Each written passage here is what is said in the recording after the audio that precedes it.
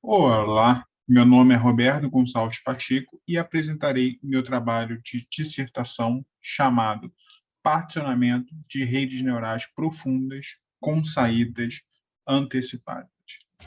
As redes neurais profundas, também denominadas DNNs, têm sido empregadas por diversas aplicações, especialmente em visão computacional. Por exemplo, em aplicações para detectar placas de trânsito dentro de um contexto de veículos inteligentes, essa aplicação pode, uma câmera acoplada no veículo captura a imagem da placa de trânsito e uma vez que essa imagem é capturada, um dispositivo em borda instalado dentro do carro executa a inferência da rede neural já treinada, que permite identificar a presença e identificar qual placa de trânsito é.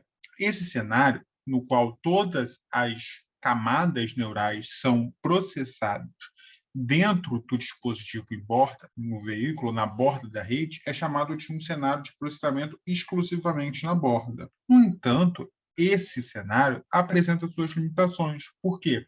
A DNN, as redes neurais demandam alta capacidade de processamento, no entanto, os dispositivos em borda são limitados computacionalmente, o que gera um atraso. Dessa forma, uma alternativa é utilizar a solução de computação em nuvem, no qual a câmera captura a imagem da placa e o dispositivo em borda envia esses dados, a imagem, à nuvem. E a nuvem, por sua vez, processa todas as camadas neurais remotamente. Esse cenário também apresenta suas limitações, porque esse cenário é altamente dependente das condições de rede, da infraestrutura de rede entre a borda e a nuvem. Por consequência, introduz um atraso de comunicação para enviar os dados da borda à nuvem. Então, os dois cenários têm as suas limitações. Este trabalho ele propõe reduzir o atraso de comunicação por meio de particionamento de DNNs.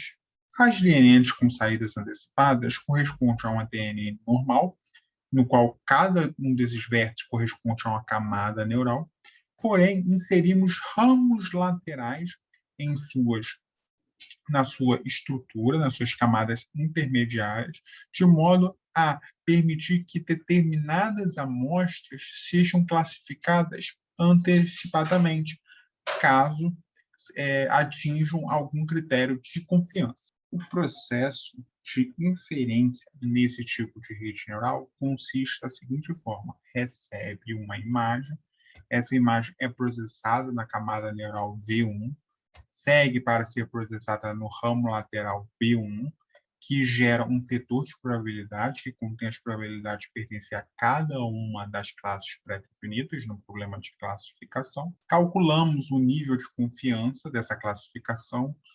Nesse caso, utilizamos a métrica chamada entropia para calcular o nível de incerteza dessa classificação e comparamos se esse nível é menor do que um dado limiar.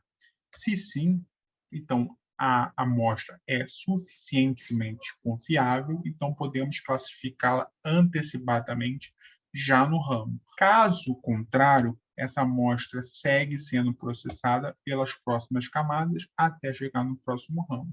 Então, esse é a proposta de DNNs com saídas antecipadas que será utilizado para reduzir o tempo, o atraso de processamento. Por outro lado, para reduzir o atraso de comunicação, utilizaremos processamento com particionamento, que a ideia consiste em dividir a rede neural em duas partes, de modo que uma das partes seja processada localmente no dispositivo em borda, enquanto a outra é processada na nuvem. Então, o particionamento consiste em determinar onde é a camada no qual vamos dividir essa rede neural, chamada camada de particionamento.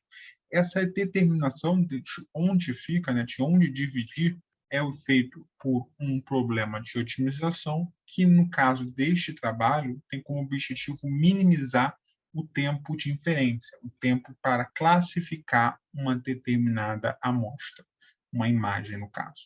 Então, uma vez que divide essa amostra, Uma parte é processada na borda, que recebe essa amostra, processa essa camada, envia os dados que a nuvem processa todas as demais. Okay? Então, a proposta desse trabalho é unir esses dois caminhos, essas duas propostas de reduzir o tempo de inferência, e esse trabalho aborda o tema de particionamento de DNNs com saídas antecipadas. Nesse sentido, o trabalho propôs o POPTEX, cujo objetivo é determinar o particionamento de DNNs com saídas antecipadas para minimizar o tempo de inferência. Essa é uma visão geral do POPEX. Agora vamos explorar de forma breve cada um dos seus componentes. O background. O background é um componente que tem como objetivo receber a arquitetura da DNN utilizada pela aplicação e executa algumas tarefas, como extrai o tempo de processamento, ou seja, o tempo que leva para processar cada uma das camadas neurais no dispositivo em borda, e também na nuvem. Além disso, o background extrai o tamanho em bytes dos dados de saída de cada uma das camadas neural para calcular o tempo de comunicação. Por fim, esse componente modela a rede neural como um gráfico, de modo que cada camada dessa rede neural corresponde a um vértice desse gráfico e obtém o grafo baseado nas DNNs de saídas antecipadas, onde cada uma das camadas neurais corresponde aos vértices e a relação, a comunicação entre essas camadas corresponde às arestas, de modo que V1 é processado primeiro do que V2. Dessa forma, a gente converte o problema de particionamento de DNNs com saídas antecipadas para um problema de particionamento em grafo. E o componente Update Box, ele recebe esses dados, o tamanho dos dados de saída de cada uma das camadas em bytes e calcula o tempo de comunicação para enviar esses dados da borda à nuvem. E o Decision Maker recebe essas informações extraídas pelos outros componentes e decide qual é o particionamento ótimo que minimize o tempo de inferência. Então, o Decision Maker, para tomar essa decisão, ele estima o tempo de inferência em DNNs com saídas antecipadas, constrói um grafo chamado grafo de particionamento e aplica um processo de otimização para determinar o particionamento ótimo. Neste ponto, vamos ver como que é feita essa estimação do tempo de inferência. Processa a primeira camada, então esse tempo leva o tempo de processamento T1, processa o ramo lateral, então o tempo T substituído B1. Existe uma probabilidade de classificar essas amostras na borda. Portanto, há uma probabilidade 1 menos P1 de processar as próximas camadas neurais. Dessa forma, a gente pondera as próximas arestas depois de um ramo lateral com esse fator 1 menos P1, que é a probabilidade dessas camadas serem processadas, o que corresponde à probabilidade de não ser classificada no ramo lateral. Como resultado, o valor esperado do tempo de inferência corresponde à soma ponderada pela probabilidade de classificação no ramo. É a soma de todos os tempos ponderada pela probabilidade de classificação dos ramos.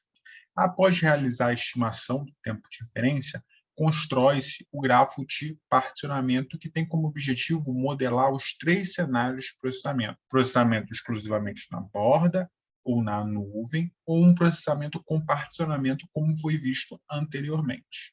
A construção desse gráfico acontece da seguinte forma. Recebe esse gráfico aqui mostrado na tela do componente background, montado pelo background. Geramos os 2 grafos que correspondem a um grafo de processamento exclusivamente na borda e outro processamento exclusivamente na nuvem. Em seguida, inserimos a aresta entre esses 2 grafos, de modo a modelar a comunicação entre a borda e a nuvem. Depois, basta atribuir os pesos correspondentes a cada uma dessas arestas.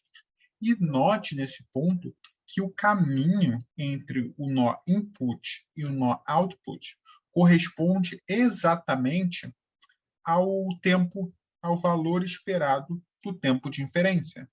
Dessa forma, para a gente minimizar o tempo de inferência, basta que encontremos o caminho mais curto entre o nó input e o nó output. E para fazer isso, basta aplicar o algoritmo de Dijkstra. Neste ponto, iremos descrever o experimento.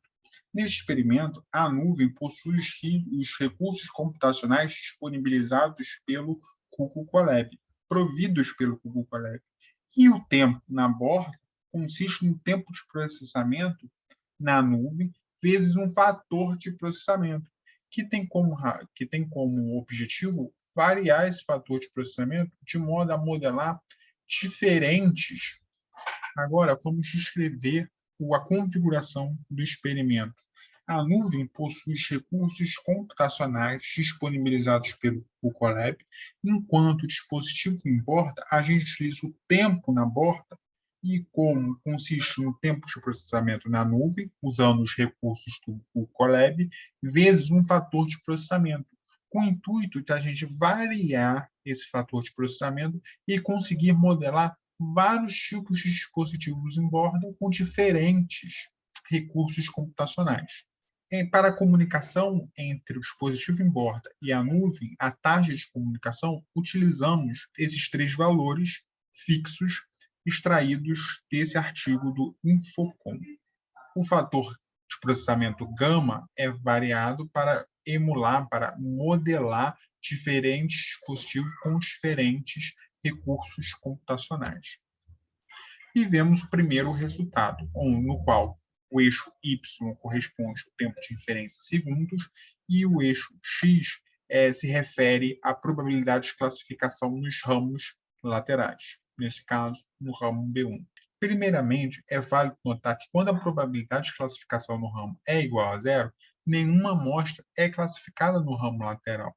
Por outro lado, quando a probabilidade é igual a 1, significa que todas as amostras são classificadas no ramo lateral. Nesse ponto, a gente pode ver que o tempo de inferência t cai à medida que aumenta a probabilidade de classificação na borda. Por quê? Porque mais amostras serão classificadas antecipadamente.